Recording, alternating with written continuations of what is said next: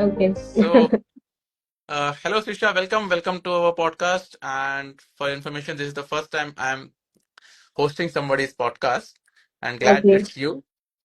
So, can you And can I'm you so just privileged to be interviewed by you because ideally I should be doing interviews on a world record holder. no, But it's yeah. totally fine. What you are doing is equally tough, I would say, because see, being a professional dancer, then managing your CA and a kid, then climbing Everest, that takes some management.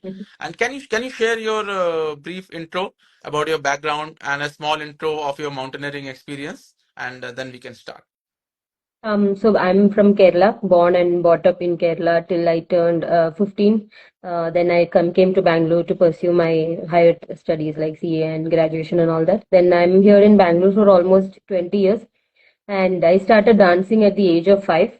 And it was mandatory that I have to learn something apart from studies like dance, music. So I was into first, arts and cultural things like dance and music. And then after that, so my father was a very nature lover kind of person, outdoor person, and he used to travel a lot. And his company always used to be people younger than him.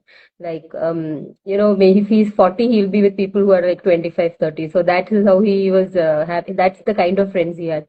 So he used to travel a lot with them, and sometimes he used to go to mountains on trekking and things like that. Not just Himalayas, like Western Ghats, Eastern Ghats, Sayadri, and all that.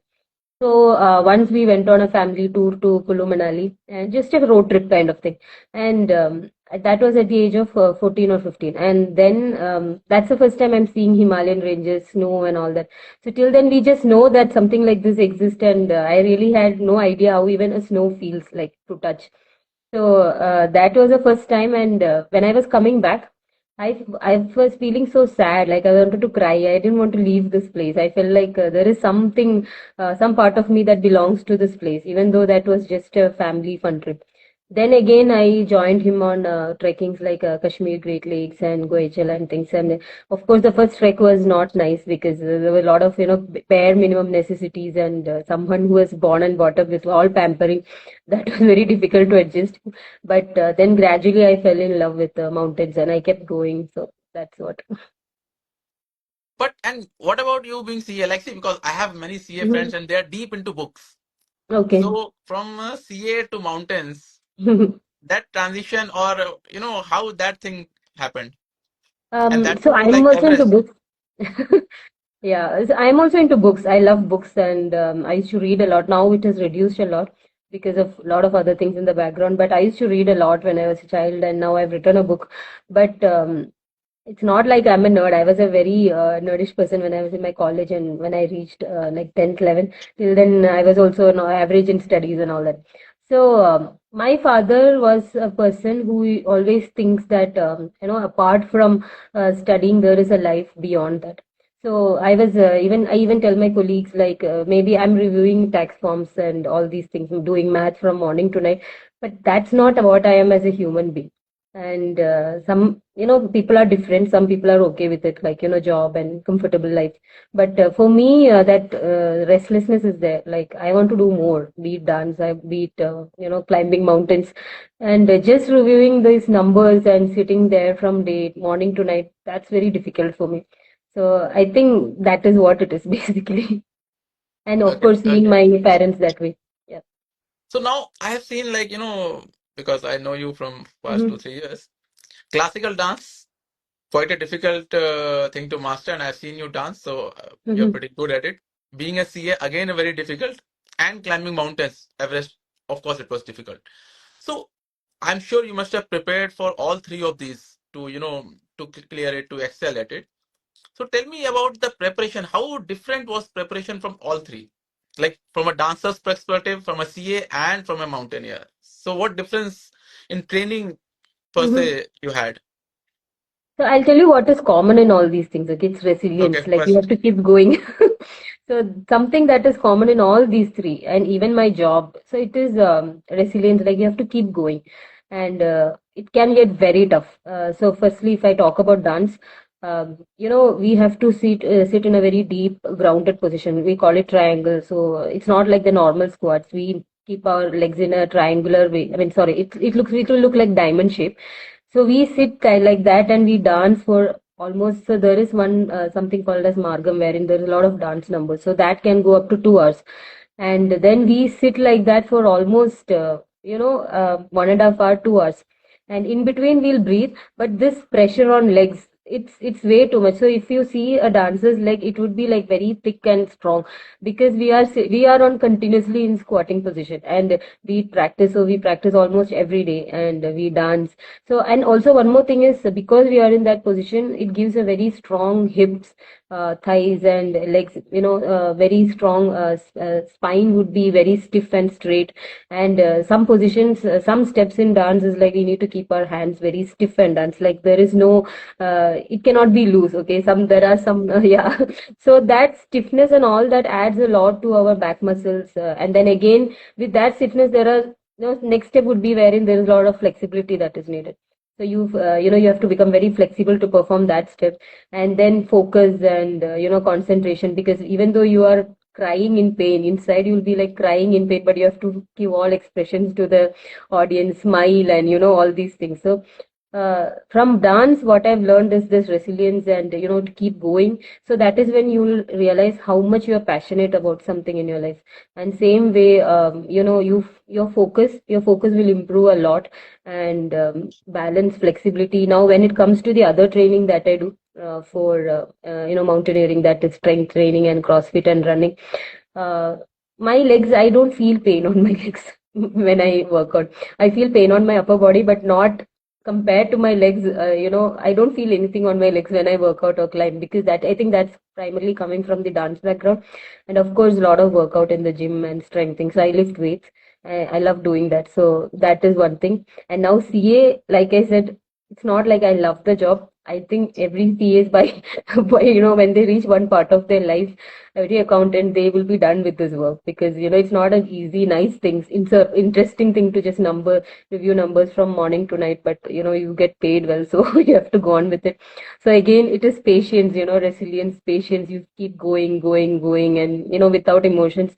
So I think on mountains also, sometimes we just climb without emotions, right? Emotions doesn't work on mountains. You have to keep Yeah, going. So, right. and I think that is a similarity. Difference is, of course, dance is a very creative art form.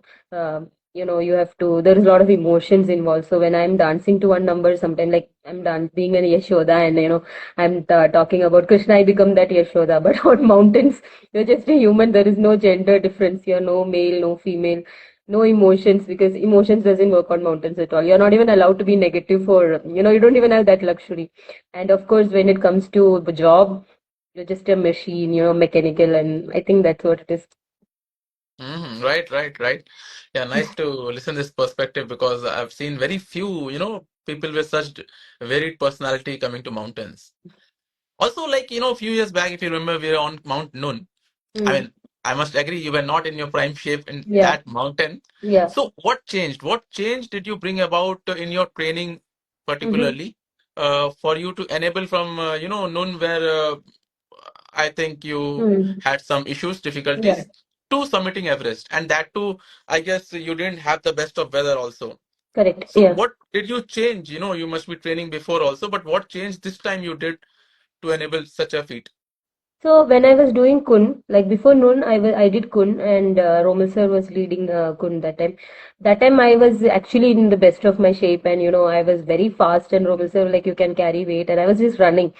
Then after that, I had an issue, health issue, which is known as pulmonary artery hypertension. So wherein your artery starts swelling and the blood flow reduces.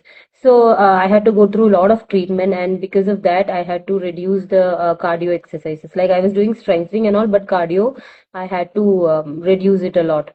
So it's more like, you have a chance to even get cardiac arrest or stroke with this issue. So I could not invest myself, so much into running and things. But strengthening, yes, I was doing all of that. Even dancing, I had to stop for a while because of Right. this issue. But then I have the confidence that I got from Kun, even though I returned back because I felt sick, I got diarrhea and all that. But that confidence, that I had on Kun, and of course missing mountains, I took a risk and I joined Noon. Because of course Bharat was telling you should do Everest, and that thing is there, and even in my head it was going on. So then after noon, I joined noon. Surprisingly, my this issue started disappearing, and the doctor gave green tick. Go ahead. Now you can do whatever you want. So of course, I invested a lot into running. It's like I was running every day. Say if I'm running 7.5 kilometer today, tomorrow I would be doing 10, and weekends I would run 20. So I started doing a lot of running and lot of dancing also, because dancing is somewhere similar to running. You just keep dancing, Yes, dancing. absolutely. Yeah. So I think that changed, because on mountains, what I understood is speed is very important. Even though that motto is there, like, speed, like go walk in your pace and unhurried, I don't think that really works on, bigger mountains. You have to have that speed, especially on Everest. I clearly understood Khumbu Glacier and, even the summit, it was all about speed. There is no way you can waste time on these kind of terrains. Yes. So, yeah, that's what. Good, good. And like if we, talk more about your training, Mhm. especially for Everest, Mhm. what you trained. So you followed a structured plan, like you had, a structure, or you were doing cardio and strength. Like No, how was it? it was it was very organized, I would say, like methodical, because my trainer Manoj, he himself is an athlete, in jiu-jitsu and a lot of other things, primarily related to boxing. Mhm. And he trains athletes like this, like, people, not mountaineer is first time he's training, but other athletes who's into other sports. So what he suggested me was, so usually I work out in the morning, go to gym. So he said in the morning you go for running, because on empty stomach, he suggested it's better to run on empty stomach than running in the evening. So he said go run in the morning. So if I'm running 5 kilometer today, so that 5 kilometer I used to run with weight. 5 Mhm. kg West, and I used to put that mask. I had a discussion with you today, but somehow Yeah.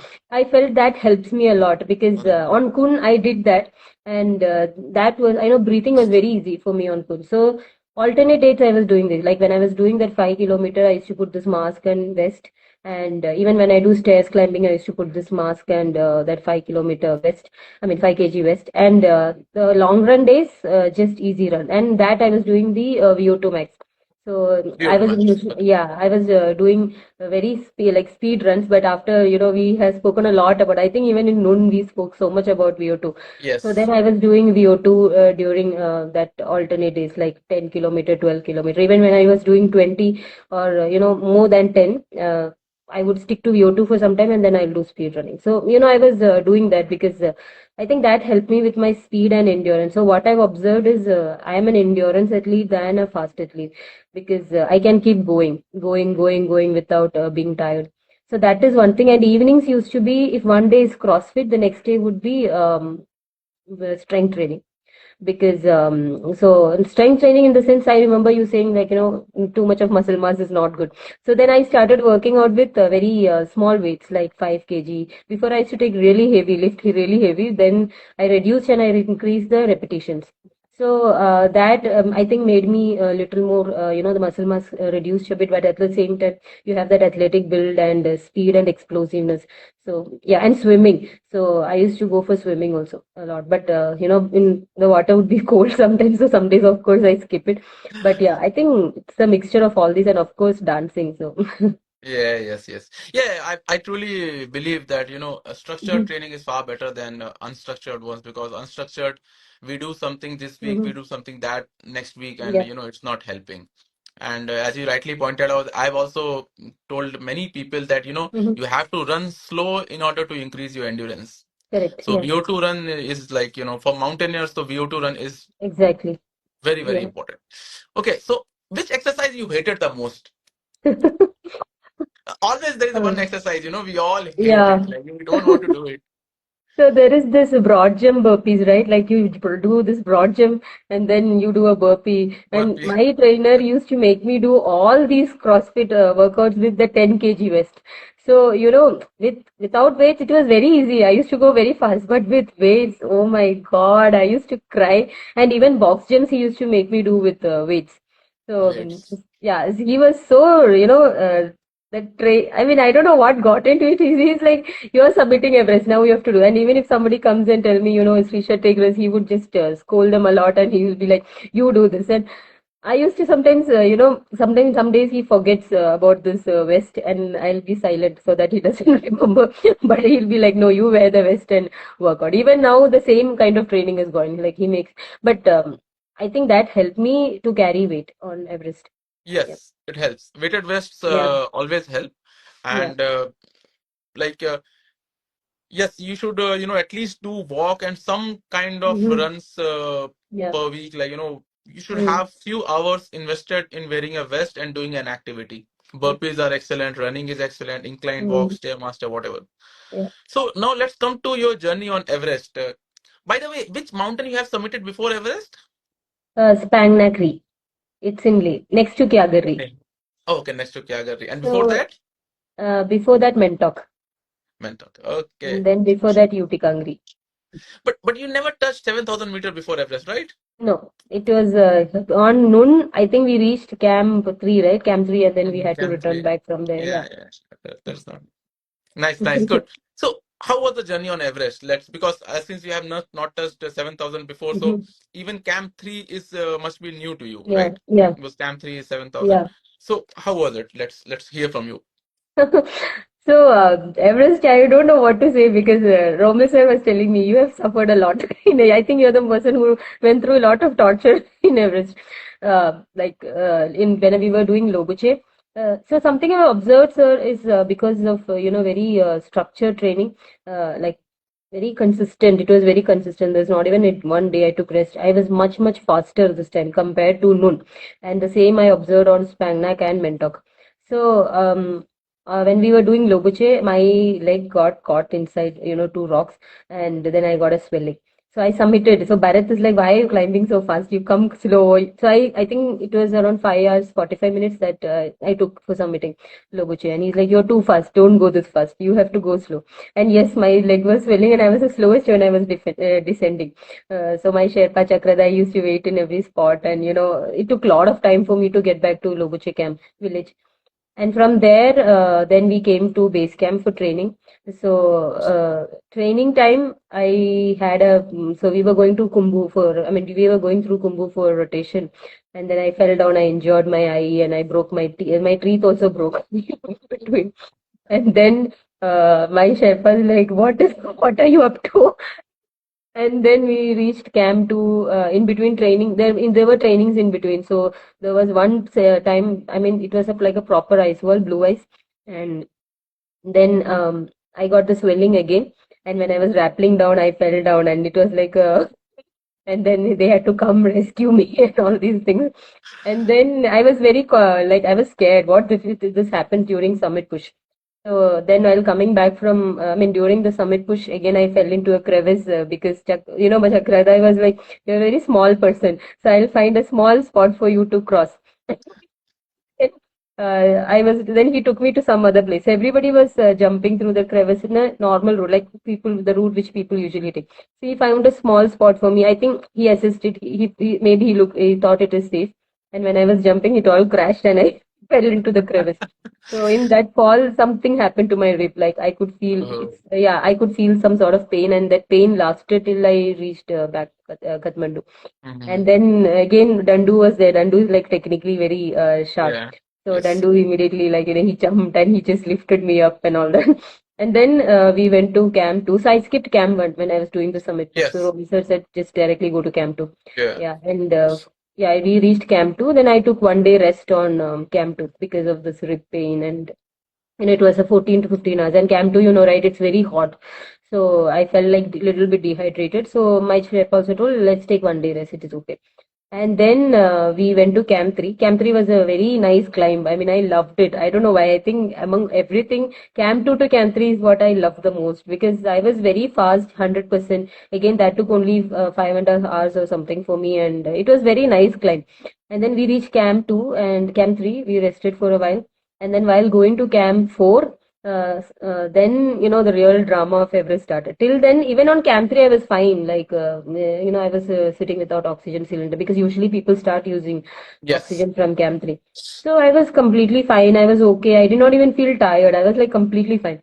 And then Camp 3, when I was going, we started at morning 2 or something on 19th. Yeah. And then when we were going, you start seeing the dead bodies. So there were like two bodies of the people who passed away in that season. And I had some supernatural experience also, because one person who passed away, I felt like he came and spoke to me. He was telling me like, you should not go up, and if you don't have energy to come down. So maybe it is hallucination. And then I went up and I saw this dead body. I saw the Indian flag on Lord's face. So it was right behind, below that ridge. And Geneva Square comes, and that body was there. And that was like very, because we've heard about bodies, but you really was seeing that in front of your eyes. That was very what to say, very traumatizing, I would say. And I was feeling very upset. And I think I even started crying, like, and my Sherpa was like, just go, just go. And he was just beating me with this ice axe, and he's like, go ahead, go ahead, don't stay here. But I wanted to see the name of the person, because he told me this person passed away like few days back. So he's like, no, no, that all that is not needed. You just go ahead. But that kind of shook me a lot. And then I went ahead. Then I saw another body of another person. It was like right next to Camphor. And then we went, and then Camphor. After that, that emotions just died. There Yeah. was, yeah, you become a machine at that point of Yes, time. yes. Yeah, you just start. You will not be a human anymore. And then Camp 4, I was waiting. I mean, we waited, and that weather was so bad, so bad. So normally people start summit push by around 6:37, right? Yes. So that day I was ready by 6, and yeah, one more thing is my bowel movement completely stopped. Mm-hmm. So I was not having. So Camp 3, I had one energy gel, and from then I did not feel like drinking water. I don't want to go to the toilet. Nothing. It just stopped. That part of my. I think something dies when you reach that height. Like you may not even realize that something is in the process of dying. And then the weather was so bad. I think 60, 65 the wind was. And Pembarita Sherpa, the IFNGA main instructor, he said, we'll wait for 2, 3 hours more, and we'll see how the weather is. There is no mercy from the weather. Wind is just keep on going bad, bad. And then he said, just go. It's fine. Maybe you can. So, but I was very doubtful, okay, because in Mm-hmm. Spangnacri I faced this wind much lesser. But that was itself was so bad, because we started getting headache because of the wind. So then I was little Yes. doubtful as to how I'm gonna face this weather. Then we just kept going, and by then, my body weight had become 49, 50. And literally, I was swaying like a tree. I was falling this side, I was falling this side, and then I'll get up, and again I walk. I could see even my Sherpa was losing that control, body balance, because of the wind. And then when we reached balcony, so Mm-hmm. I was turning back, and then what I saw was whoever was coming up, they all went back. Okay. I was looking behind, because it makes you a little comfortable, right? Okay, there are other people too on a mountain like Everest. And now I turned back, everybody is going back. I was like, and there are like 3, 4 climbers going ahead. Pooja ma'am was also there. And Yes. when we were going back, I was like, everybody is going, and I could see Pooja ma'am's this headlight, very far away. And then there was another Pakistani climber and someone else. So I got so scared. I was asking Chakradeh, even, I could hear Pembarita Sherpa calling Pooja ma'am's Tenzing Bote, where are you? Where are you? They were all little worried about what is going to Mm-hmm. happen. And then I asked Chakradeh again, Dai, should we go up? Because this weather is crazy. I don't think this is a right decision. He's like, let's go. He agreed that weather is very bad, but he's like, let's go. And he kept reminding me about the hard work, the number of peaks you climb, money invested, and all these things. And I was like, okay, let's go. Because, of course, from my experience with Chakradeh till then, he was like taking care of me like a child. Everyone Yes, used to yes. ask. Yeah, he He's was good. He's so good. good. Yeah. So then I have to trust his words, because of course he's not going to throw me in danger. Then I just followed him, and there is no mercy. Wind was just increasing, increasing, and too much of snowfall started. And but we just kept going. One good thing is, what I realized is oxygen cylinder makes you feel like a Superman. It is, you will not feel anything. If I Yeah, you was don't feel climbing, you yeah, don't feel hungry, you don't feel thirsty, you don't feel nothing. anything, right? I know. Yeah, and if you were climbing a 7,000 without oxygen, I think that would have become more strenuous than, climbing Everest. I felt, why is it so easy? I was thinking that. Because I was telling him, I'm so fine, it's so easy, because that tiredness is not there, huffing and puffing, all that is not there. Then, when we reached that falls summit point, By then, this moisture goes up and ski goggles, that thin film formed. And then I had to remove that goggles because I was not able to see anything. And we tried to scrape it out, but no use because we have to remove our gloves and all these things. And then he told remove the goggles because there's no other way. And this Yeah. jet stream winds will have a lot of snow particles in it, right? And Yes. that kept hitting my eyes. One of my eye was like completely red, and I went totally blind. I could not see anything. I was closing my eyes like this and walking because if I open, it hurt so much of pain. I closed one of my eye, and when I opened it, it was literally black. I don't know what it is, whether it is from the wound or it is from, but that point of time, sun was not there. So I don't think it's that snow blindness that No, normally no, you no. get. Of Yeah. course not. Yeah, and then we went up again, and Chakraday understood there's a lot of things happening with her. And then we reached Hillary Step. So by then, I was sure this wind is going to torture us because it is just increasing 70, 75. We were about to fly. Like, there is no balance. Imagine on Hillary Step, there's a lot of snow, and in this wind, there is absolutely no balance. So, fresh snow, you can't even zoom out properly, right? Because your feet keeps going inside. And then I started telling my last prayers and all because by then I was quite sure that this is over, my life is over here. And then even Chakradai he was falling so many times. Looking at him, I was like, he is falling. Of course, then I am also going to fall so many times because he is trying to get up, he will fall. By then we saw Puja ma'am and others coming, and she just closed her eyes. They were, dragging her, both of this. I mean, the one is Tenzing Bote, I don't remember the other person's name. So they were just taking her both hands, and, she was not even looking. Both eyes were closed. Looking at that, even I got even more scared because one of my eye is gone and other is in the process of, and then somehow, and, when we reached middle of Hillary step, Chakradai said, we'll wait for 1 minute because it was too strenuous, and he said he was also getting tired. And then I told him, do you think we'll come back alive? Because looking at this weather, the complete whiteout, and the injury I have, I started losing hope. Because I've seen that Everest movie, 1996 disaster. All Yes. this weather was reminding me of that movie. It was some more or less similar to what happened in that movie, just that the black Hmm. clouds weren't coming, but it was completely similar to that. And then when we reached middle of Hillary Step, he said, see, that is Everest summit and you'll reach there in 10 to 15 minutes. I mean, it's Yes. just 15, 20 meters, so it will take like 20, 25. You are going to get tortured a lot in that 20, 25 minutes. But when you climb that, you will become an Everester. You get the certificate, your hard work, your money. He kept reminding me all these things. So, no Sherpas. I don't think there are many Sherpas who does this because when they face this kind of weather, usually they'll tell, okay, we can't take this risk because their life is also at stake. And then I was like, okay, fine. Anyways, I'm here. Let me just go. And we climb. We reached the summit. By then, something good that happened was the whiteout is completely gone. So the Hmm. sun was out and I could completely see everything. But at the same time, the wind, it was roaring. That sound of the wind, Yes. yeah, it was very scary. And then we reached summit. We could not stay there for more than 5 minutes because nobody is there. Nobody. It was just me and him. Like And Everest that's was lucky. That's you are lucky that way, I would say. Yeah, yeah. One way I can think that Everest was just for me. Nobody's there, and I think he was like, "This is the maximum when he's faced on any mountain." He was like, "It could be 80 or something." That bad it was. And then I was literally shaking because with wind, the wind chill will increase and you become used. It was way too cold. Nothing helped. I was wearing two down jacket inside the down suit. I was shivering continuously, and I was not able to even stand. My completely head to toe, I was shivering. And then I told him, like, we clicked the pictures, 5 minutes. And when I was going down, the rope was very tight. It was shaking continuously. So with the mittens, I was not able to hold it because, Yes. you will not get good control. So I had my other gloves hanging here, the Rapka, that, normal gloves.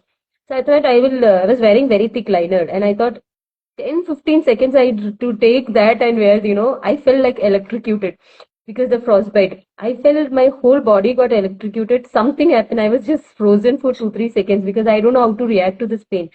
Then I got understood it is a frostbite. But there's no time to think about all these Yeah. things because you have to get down. You have no idea Yeah. whether weather is going to get worse or so. I told him I think I've got a frostbite. Can you please go down as soon as possible? I was not even a moment to minute that mood to enjoy the summit. We just clicked pictures we started descending, and by then Chakradai started getting tired because he was carrying extra oxygen cylinder and all these things, Yes. and his back started paining. He was already having a little bit back pain, I think. So uh, I cannot stay there because if I the more I stay, the more frostbite can get worse, and because it's really cold. And then I told him that no, I think till fall summit we were together, but after that I was not able to do Sherpa rappelling. Okay. The normal rappelling is easy, but Sherpa rappelling, I have to, my tip of my fingers, you have to Must be hold it, the hurting. balance. Yeah. And it was so painful. We were fighting there. I was like, I can't do this Sherpa rappelling. I have to do the other rappelling. He's like, rope is very tight, rope is very tight. Yeah, I yeah. said, I will do something. I'm going to descend that way because the pain was so bad. And then, and he was sitting here and there. I cannot blame him because, he's also having back pain Yeah, and yeah, he's yeah. carrying too much weight. Then I told him I'm going. Of course, he is there. He can see me what I'm doing. Then I told I'm going to descend myself. So from that fall summit, this rope is very tight. I used all my strength to, do the attach the figure of eight and summit. I don't know, there I was not myself, sir. Like not what you've seen me before. I used all my strength then because I want to descend. I don't want to die. I don't want to make my frostbite worse. So I took all my strength. I was doing this, and places where I cannot do, I did that reverse. You turn back and then you descend. Yeah, I was doing all that. At me, what is she doing? But he was sitting and watching because he understood whatever I'm doing makes sense and I'm safe. But Mm-hmm. my fear was if I lose one of the gear, like I didn't have extra figure of eight or the other descender, so I was little worried about that. But I reached base camp, I mean camp 4, and then I Camphor. saw, yeah. And another thing is our walkie radio was not working. Oh, Everyone thought I'm dead. Me and Chakra, they really start. Bharat is a very positive person. Even he was when I came home, my family was saying, even he was very tense, and because everyone thought, gone, she and Sherpa is gone with the wind. And then when I came down, Pembarita Sherpa was waiting. He was banging on the plate and very happy. He was like, "Oh, finally you're back, Sri," and all this thing. And then night, the pain got severe. My first yes. blood and blisters started appearing, and I Mm-hmm. started crying. Then they gave me painkillers and all that, and then I slept for some time. It was not a very good sleep. Then we came to camp 2. That was the worst because by then my fingers have reached the max of the pain. That tolerance level is over. I cannot tolerate more than this. And I told, can I get a long line rescue from camp 3 because it was like so many bubbles on my fingers. How will I even use rope with that? And Yes. then again I started doing the same thing what I was doing when I was descending from Everest because the thing is that I was not ready to give up. Like uh, be tired Absolutely. and yeah. Absolutely. I was like, I'm gonna do whatever it takes. I'll reach Camp 2 and I'm going home. And I'm not going to lose a major part of my finger because I'm a dancer. I cannot afford to lose my fingers. Yes. So, That's right. and we reached Camp 2. By the time I reached Camp 2, I told you, right, my bowel functions were not working. Like, Mm-hmm. I just stopped like 10 meters away from Camp 2. This pain was giving me headache. The pain makes you so tired. Physically, I'm not exhausted even then. But this pain was so tiring, so tiring. I think I just stopped 10 meters away from and I was just standing there. And then Chakradai came, I asked him for water. I drank a lot of water, and then suddenly I had the urge to pee. I was standing there and I just peed like that only. And then the camp is there. Then I just sat there, like I was not able to move. I said, this pain is taking life out of me, and because I know it is safe now. I can just rest because the camp is right there. Then I went. By then, Pooja ma'am, Tenzing Bhote and all were there behind me. They took my bag and they made me reach my tent. And then, I was out of water and food for 3, 4 days. What they did was, by then I'm coughing a lot. My ribs started Mm-hmm. paining so much. And the Coke, they put the Coke inside, the Coke bottle inside boiling water. So it is little hot. I had 2, 3 bottles of Coke and some other juice. It was all sugary things I was having. And then they put me in oxygen, like full pressure, 2.5 something, 1 hour. Then I was okay. And then I got regained my senses, consciousness. And the next day the Hepta came and I flew back to Kathmandu. That is like I've not seen many people. In fact, I have not seen anyone using Rappel, descending from summit. I've never seen anyone do like that, but that was like one hell of a story. But tell me, Srisha, like, see, when we are climbing, it's Mhm, always risky. It's very mhm. dangerous. We all know Yeah. that.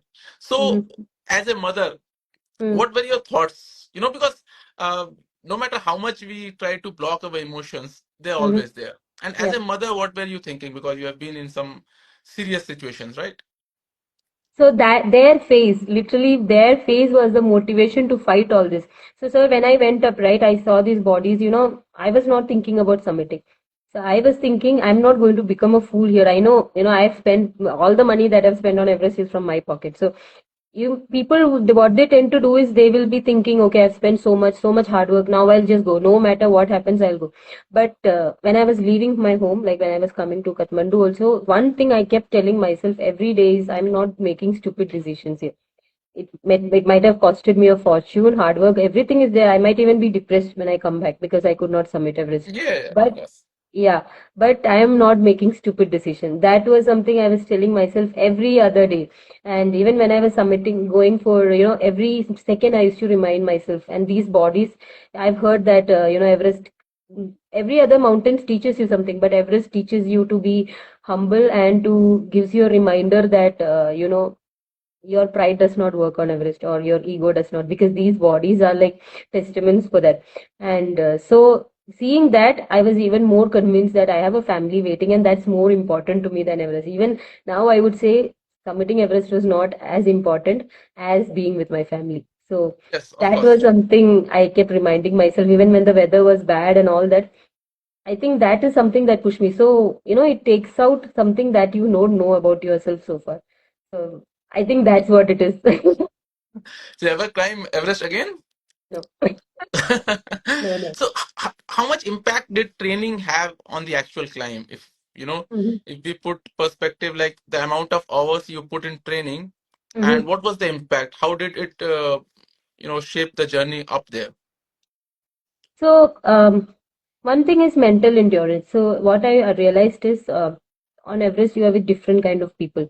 It's a very long expedition compared to anything else, and you are with different kinds of people, and you can miss your family a lot, like something, it's not necessary that you will develop a very good bonding with everyone. It would be like in a very what you say, cordial relationship. At the same time, that can impact you, especially with a mother, you have a child and all that. So mentally, what I did here back home, before going for Everest, was I used to tell myself, imagine myself, picturize myself in all these situations, what I can expect. And I prepared my mind, I think, for over a year. I was telling myself, expect bare minimum and be okay with it. Expect Yes, bare minimum and be okay with it. So this, I was feeding my thoughts continuously. And I think that helped me with the mental endurance part. And of course, these trainings, like, 4 to 5 hours, we literally work out a day. So that patience, and you'll be sore, your body will be so sore. And next day again, you have to get up and do the same things. So the way training helped me was, it helped me a lot with mental endurance. Physically, yes, like I said, I had realized that I'm an endurance athlete and I can keep going. But more than that, I think mental endurance, because one bit of negativity and then you're gone there. So yes. yeah, so training yourself to expect the worst on Everest for over a year kind of helped me. Yeah, I think I also truly believe this, because once we start training Hmm. physically, and like a good volume of physical training, Yeah, what it does is it trains us mentally. Though we may yeah. not notice, but back Hmm. of the mind, our body is getting mentally trained to take on whatever comes. Yeah, So yeah. I think yes, that is a pretty good aspect of physical training, which people Hmm. often don't see.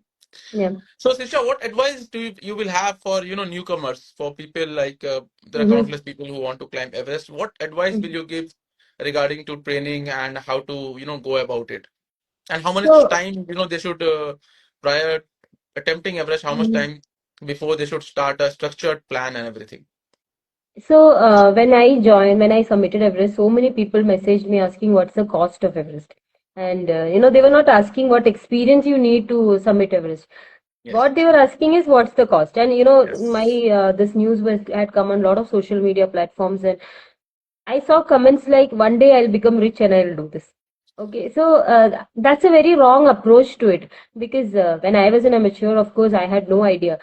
That confidence to do Everest was also because I was with a lot of 8,000ers when I was climbing, Bharat, you and Rigzin and all these people, Baljit, and so many peaks that I've climbed before. So almost 6,000 and 7,000 that I've attempted and been to expeditions, all these things. So these kind of groomed me over the years. Yes, I took a lot of time. It was a long journey as a mountaineer to reach, but I think that's the way to go about it because, it's not, you cannot be lucky all the time on mountains. The weather I faced, I think I was able to, that presence of mind was so important. And I think experience on mountain solely contributed to that presence of mind. So that is one thing. And I think everybody who wants to attempt higher peaks, that is 7,000, 8,000, they should find themselves a mentor. Like for me, it was Bharat and Boots and Crampons, and I follow what he kinds of tell me what to do. So that kind of mentoring is very much needed. And of course, if you do courses like AMC, BMC, that's an added advantage. I have not done. I learned everything on the go, like Rigzin was teaching and all these things.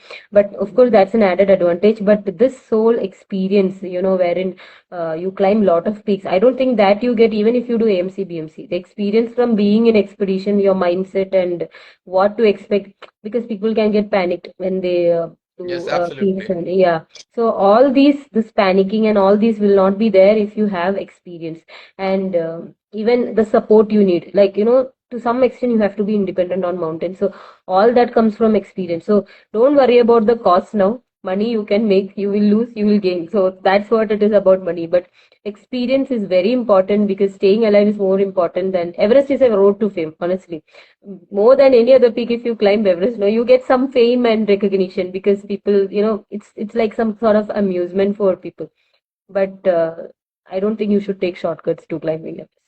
Yes, absolutely. I truly agree with this point as well Hmm. because there are no shortcuts. Yeah, Even I train a lot. yeah. Like, and I feel everybody who is attempting Everest or any serious, 8,000 Hmm. meters mountains or 7,000 or whatever 6,000 meters. Also, Yeah. there are very serious mountains. We should all train.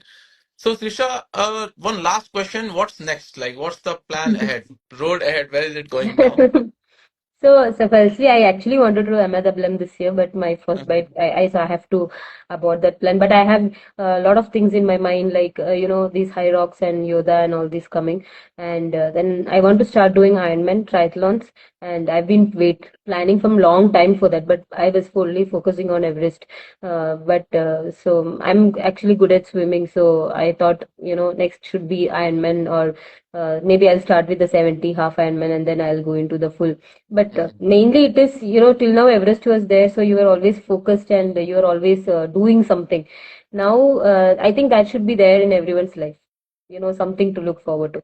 So for me, it is these things. Of course, next year I want to do another 8,000, but I don't know how things are going to come. But that's next year. So right Which now it which is this which Manaslu 8,000 or meter next? Kanchenjunga is what I'm thinking. But let's see, because again, I need to hunt for sponsors will start. Or if I'm moving to Yeah. US and I become very rich, yeah, I can just sponsor myself. But yeah. Nice, nice. Okay, Srisha, many thanks. Many thanks for joining us today. And it Mhm. was incredible hearing to your story because not everyone faces the weather and the Yeah, circumstances that you face on Everest. And very rightly, for all our viewers, I would say, always plan, train, and then attempt. correct. Please, life is valuable. Yeah. Okay, Srisha, thank you. Thank you, Thank everyone. you. Thank you so much, sir. Bye. Bye bye.